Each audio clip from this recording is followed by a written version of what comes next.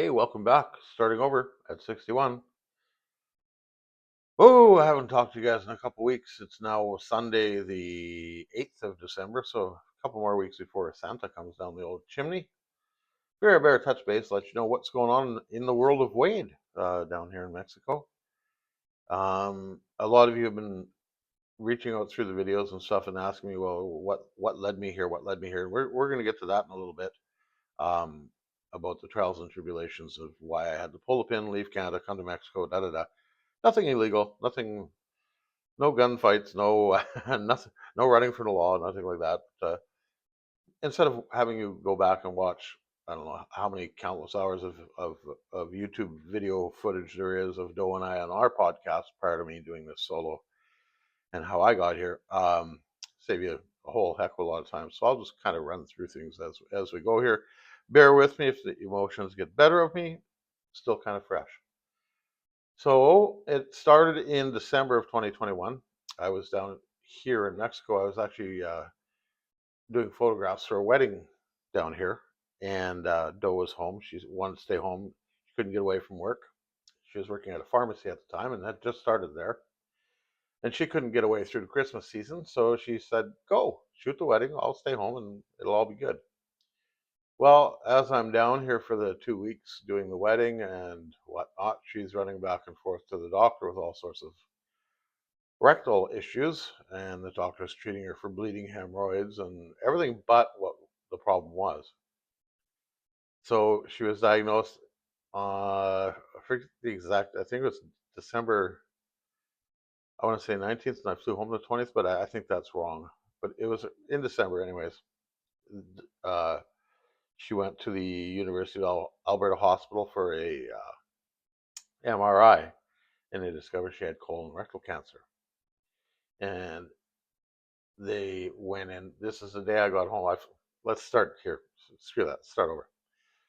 I flew home on whatever we're going to call it the 19th, just for the sake of argument. I flew home on the 19th of December. Got in at I don't know 12:30, 1 o'clock in the morning. By the time I cleared customs, Doe picked me up at the airport. She drove me home and informed me at that time that she had to go to the University of Alberta Hospital for an MRI. And I said, okay, well, fine, wake me up. I'll drive you down and we'll get your MRI done and take care of you. She says, no, no, no, I don't want you driving. I want you to stay home and get rest. You've been traveling now for however many hours to get back from Mexico, and not much rest in Mexico. You're working, so take today and just relax. Like, okay, as long as you're sure. And she's, yeah, I'm sure. So on the 20th, she goes for her MRI at eight in the morning or 7 in the morning or whatever time it was, and she phones me at noon. Yeah, I'm going in for emergency surgery. I have colon cancer. And it's like, what? Yeah, I need you to come get my car. Okay, great. So I get a hold of the kids and we make arrangements. Sheldon and I go get her car and find her car and buried in the snow and meet up with Tamara and go for pizza and discuss what's going on, trying to figure shit out. So through that, they did the first surgery laparoscopically through the belly button. And apparently, I'm no surgeon, I'm no doctor. I tried playing one in high school and kind of failed at it. But a lapar, when they do a lapo, they go in through the belly button and they blow you up full of air. And they did the surgery and it failed. It didn't take. So the following day, she had to have it done again, and they couldn't do it laparoscopically because all the air, of course, hadn't left her system yet. And if they try to do two lapos in back to back that quickly, they run the risk of actually exploding the patient on the table. So they had to cut her from hip to hip type deal and redo everything and put in an ostomy bag. So she got that done. They kept her in the hospital until January. The kind of the surgeons and my choice, being as how Doe is Ukrainian and loves Christmas and loves New Year's Eve, she'd get absolutely zero rest. You just know she'd be up and doing something. So safest place for her was in the hospital. So they kept her until early January. She came home, and then she had to go through 5 weeks of chemo and radiation, to which we sent her to Sorrentino's Compassion House in Edmonton. She'd stay there Monday to Friday and come home on weekends and do her treatments Monday through Friday. So there was 5 weeks of that, and none of that took. And she had another a little while off in between treatments, began round 2 of chemo once a week to the cross. She'd get a full treatment of chemo at the cross, and then come home with a bottle of chemo in a little pouch that was run through a port in her chest. And that would last, I think, 3 or 4 days, and then I have to remove it. So I got my medical training in that. The things you don't expect to learn at 59 years of age. It kind of set my ways as a photographer and truck driver, and not really all that much into the medicine. Well, guess what? You are now. So took care of all that, and then while all this is going on, we had to refinance our house and get rid of my Mustang, and just trying to make ends meet because we're down to one income now, and it's not the greatest of incomes, but between the two of us, both working, we're doing okay. So money runs short, money runs out, money runs tight. Anyways, she fights her battle, and in March of 2023, 2.5 hours before her 55th birthday, she passes away. So I'm left with me and Sheldon trying to figure out how we're going to survive on one income, because Sheldon had been laid off shortly after Mom passed away. Sheldon got laid off. So for the year and a half that I was there with him, he couldn't find a job in his field. He's a computer uh, communications expert, Wi-Fi, telephones, computers, contacting each other. Communications engineer, that's what it is. Wireless communications engineering. Hasn't been able to find a job in his field, still hasn't. He's actually taken a job at the liquor store in Bruderheim to try and make enough money to get food and figure life out on his own. So I ended up getting Doe's pension out of Costco, which was not a great amount of money, but still something, and learned a lot about pensions and finance and how they work. So you think, oh, okay, the pension is a lump sum thing? No, no, no, no. Legally, they have to keep half of it in a life investment fund for me, the surviving spouse. The other half I could take out and lose 40% to taxes, and then their balance was used to pay off outstanding, any outstanding bills we had. And then I got hit with a $68,000 or $67,000 bill from the government for emergency CPP overpayments that they had paid Doe too much money while she was fighting cancer and collecting this pittance of CPP. So push come to shove, May of last year, May of 24, I sit down with Sheldon and I says, look, man, I can't afford this. I can't do it anymore. I can't feed both of you and I can't foot the mortgage. I can't do anything. My hands are tied. I'm broke. There's not much I can do. I says, what I'm going to have to do is move into the motorhome. I'm going to see if I can move it over to work, park it at work, live there, mail the keys to the house back to the bank and tell them it's all theirs, and they can figure it out from there. So that's what I did. And Sheldon's still in the house. The bank has the keys. They know I'm out, but they haven't foreclosed on it yet. They will shortly, I'm sure. But for the time being, Sheldon's in the house trying to scrape up enough money to find a place to live, I guess, and figure it out on his own. He's 30 years old. It's about time. So I moved my motorhome over to work. I lived in there from June 15th till the end of October when I left, and just put every penny I had into the safe and drove down to Mexico on a wing and a prayer and made it here. Got here, got settled into an apartment down here, and I'm loving it. Loving retirement, not having to get up every morning and go punch the clock and work for the man. The only problem is I got myself into this apartment and I love it. This is a dream, boys and girls. This is a dream place. It's a big 1-bedroom apartment. It's probably 650, 700 square feet. I got 2 single beds in it, big bathroom, decent sized kitchen for a Mexican kitchen, and a little seating area out front. But outside my front door, I've got a swimming pool, and then another acre and a half of land that's all manicured and set up for events. So they do weddings here, they do birthday parties, church functions, all sorts of whatever function you want to do, they'll do it for you. And they now cater it. They're opening their restaurant tomorrow morning, as a matter of fact. So here I am sitting for the first couple of weeks I'm here, just getting my bearings and okay, where's my groceries? Where's this? How do I get this done? How can I get that done? Most importantly, where can I get my beer? Um, these things are just to die for. Beer and Clamato, and you can drink them all day long. There's only like 2.5% alcohol on them. They're great. But so got my bearings for the first couple of weeks here, and then they had an event, and I grabbed my camera and I went out and took some pictures of the event and came in and processed them and sent them over to Jimena, the owner of the property here. And she instantly put them into her advertising, which is fine by me. That's what I told her to do. Use them however you want. Then they had the wedding, and I took a few pictures of the wedding, but I wasn't a part of the wedding party. I wasn't hired to be the photographer. They had a photographer there. So I just put on my big zoom lens and kind of stood back and shot from there and got actually some pretty decent results. Again, sent them to Jimena. She says, "Holy crap, you were half a mile away from the wedding and you still, and these are better than what the photographer took because I've seen those pictures." That's all. Use them in your advertising. Yeah, yeah.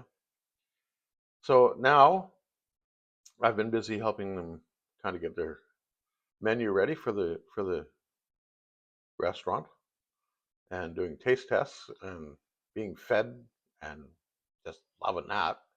Wade food, good food, good food too. You saw that breakfast burrito I posted the other day, shrimp burrito. Oh, to die for. So been helping them out here and there, and then Sanka, my buddy here, his wife actually works here. He came to drop his wife off at work this morning, and he came in and had coffee with me, and he says, "Yeah, talking to Jimena and Francesco, her husband, they want to involve me in their parties and their party planning, and be able to offer my services as a photographer when they have events here. So if you're getting married here, we can supply the photographer. You're doing a birthday, we can supply the photographer, and they'll give me a few pesos here and there, and whatever." It's like, yeah, okay, we can work something out with that. So we'll sit down here the next day or two and work something out for that. And so yeah, I'm busier now than what I have been the last month and a half, just on the go all the time. Between helping them out and trying to keep my life organized, it's been really good.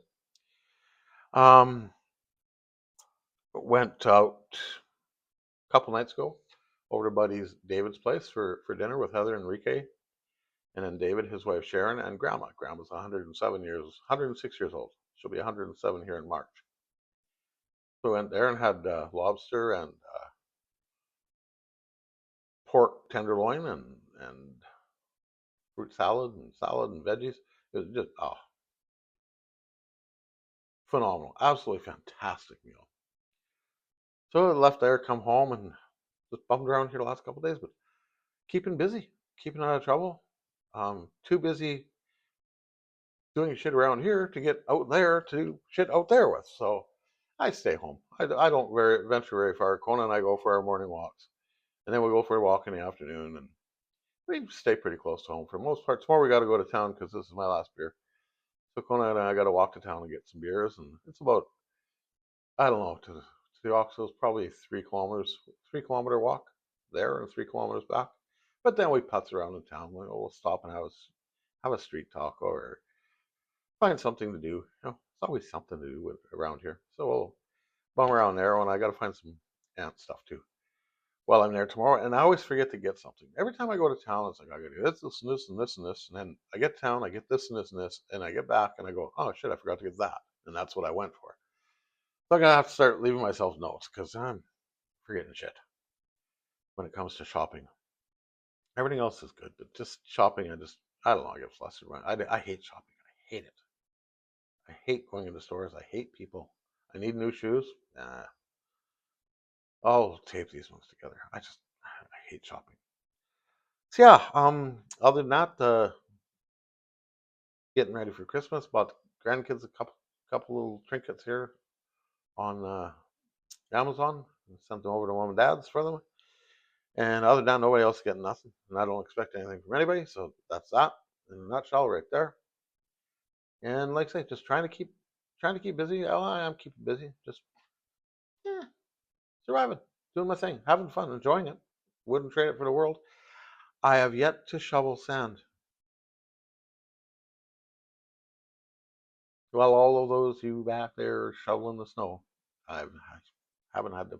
I haven't picked up a shovel all winter. I picked up a rake. I raked up some leaves the other day, but I haven't picked up a shovel. I haven't living life of Riley. It's good. Really enjoying it. Um, my pensions came in this month, and kind of I'm playing with finances and stuff on that end. And I'm gonna have way more, not way more, but I'm gonna be all right. I'm not gonna have to worry about food and shelter as long as I don't go crazy going out for dinners and going to get you know whatever. As long as I live within my means and make my meals at home for the most part, which I do, I'm I'll be able to even probably save a few shekels here and there. So it's all good. It's all good, which is nice because I have the money in the safe to pay for my temporary residency when the time comes. Now, hopefully, as long as I don't go buying anything stupid, which I don't plan on, and don't go, apeshit crazy on tours and excursions, and which I have no intentions of doing, I should have that money there so that in 5 months' time from now, because I've been here a month, I've actually been over a month now. So in 4.5 months' time, I'll be able to overstay my tourist visa and then go to INM, which is immigration, and get my temporary residency, which will allow me to come and go as I please in and out of the country. So I don't have to be out in 180 days. I could stay for 4 years and not leave the country. So that'll be good. And then after 4 years, I get permanent residency, which gives you a few more options when it comes to healthcare and stuff like that. So yeah, looking forward to it. Get all that taken care of, and we'll go from there. But as soon as I get my residency, uh, then I'll go home for a couple weeks and visit. But I want to get my residency first, so I'll look at a calendar. I'll see when it all comes due, and that's about it. Other than that, Kona's doing well. She's adjusted really, really well. I have the only dog though in North America that suffers from FOMO. I can't leave her alone in the apartment and go to town because there's activity going on outside, and she loses her shit in here. Just goes crazy. She wants to be outside, being with people. That's her thing. And unfortunately, she's a bigger dog by Mexican standards. She's like 65 pounds. But people down here look at her and they go, "That's a big dog, and she's ferocious." And I said, "No, she's a big dog. She has a big bark, but she's trying to get your attention to come over here and pet her and play with her. That's all she wants. Come over here, pet and play. She's not going to bite anybody. She's friendly. She just wants to be around people." So I have a 30-foot chain, or not chain, but cable tether that I can hook around trees and around posts and stuff. And when I go out, I can hook her up to that. When I went to David's the other night, I put her out back and told Francesco and Hermina that she's out back there and tethered up to the tree, and she has water. But if you wouldn't mind, just before you guys leave, go over and check on her water. And that was the night of the wedding, so they were going to be here a little later. So I felt comfortable leaving her out while they were here still. And then we're at David's, and I get a message from Hermina. Kona escaped from her not a collar, but the thing goes around her chest and around her neck, whatever that thing's called, I forget. She escaped from it, which I don't understand how. It's virtually impossible for her to get out of that without being unclasped from it. Uh, but anyway, she escaped from that, and she's wandering around. She was wandering around in amongst the guests at the wedding, not causing any disruptions or anything, just wandering around. So they went and grabbed her and threw her in the apartment. Hope you don't mind. Nope, that's perfect. If she's in the way, throw her in the apartment. You just have to deal with the barking and whining and crying. And I'd sooner have that than have her piss off the wrong guests or anything. So better that than the other. So it all worked out in the end. So she's getting used to being here. She loves being outside, just loves it. I mean, how can you not? Today's forecast 28, tomorrow 28, Tuesday 28, Wednesday 28. Thursday's going to be a scorcher, 29, 28, 28, 28. Pretty consistent down here in the jungle down here. So it's all good. And I'll let you guys go for now. Again, though, before we run, I want to thank Mom and Dad and my sister Wendy and my kids, Tamara, Ryan, Sheldon, and grandkids, Emily and Jack, for understanding why I'm on this adventure, understanding why I had to do what I did, and respecting me for it. And yeah, respecting me for it and dealing with it. It'll all work out in the end. You guys all come down here for vacations anyways. I still got 2 rooms upstairs too. Two bedroom rooms upstairs, I think $600 a month. And they're nice. They're not like these are a nice place. They're not junk, man. They're nice. So you want to come down for a month? Let me know. I'll get everything set up with Jimena and come on down, spend a month, spend 2 weeks, whatever. We'll figure it out. Anyways, good run. Got a lot of important things to do tonight. I'm gonna drink my beer, maybe watch some videos, and we'll talk to you later. Be good to one another.